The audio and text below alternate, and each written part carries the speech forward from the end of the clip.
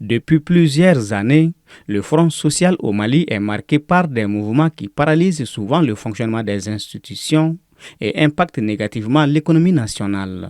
Pour y remédier, un pacte tripartite pour la stabilité et la croissance a été signé en 2023, instaurant une trêve qui malheureusement semble aujourd'hui menacée par de nouveaux préavis de grève. C'est dû à des problèmes qui surgissent de part et d'autre.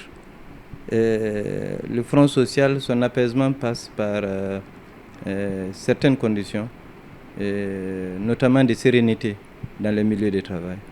Donc quand il y a des problèmes dans les milieux de travail, naturellement, le rôle d'un syndicaliste, c'est de défendre, comme j'ai l'habitude de le dire, d'abord l'outil du travail, le pays, mais également les intérêts matériels et moraux des travailleurs. Donc tant que ceux-ci sont en cause, et très souvent, le syndicaliste, sa dernière arme, c'est le préavis de grève. Donc on finit toujours par déposer. Donc c'est pour dire que le syndicaliste jusqu'au bout, il évite le dépôt de préavis de grève.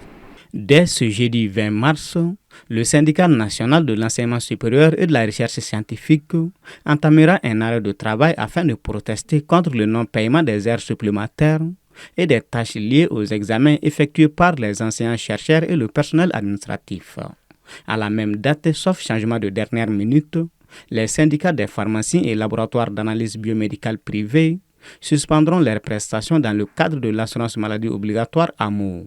Ils dénoncent des retards de paiement et répétés des factures dues par l'État, mettant en péril la survie financière de leur structure. Je pense qu'il faut que les acteurs privilégient le dialogue. Un.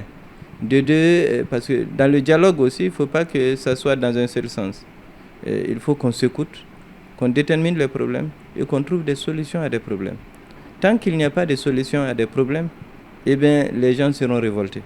J'ai l'habitude de le dire, l'acceptation résignée de l'injustice n'est jamais synonyme de paix.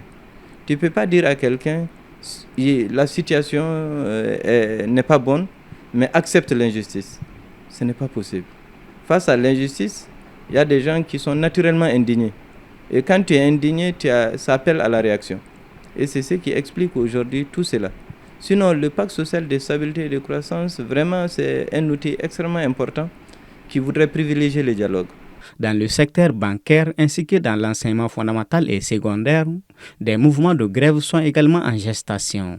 Les banquiers prévoient de déposer un préavis de grève à compter du 7 avril, tandis que le syndicat national de l'éducation et de la culture SNEC menace également de déclencher un mouvement sous peu.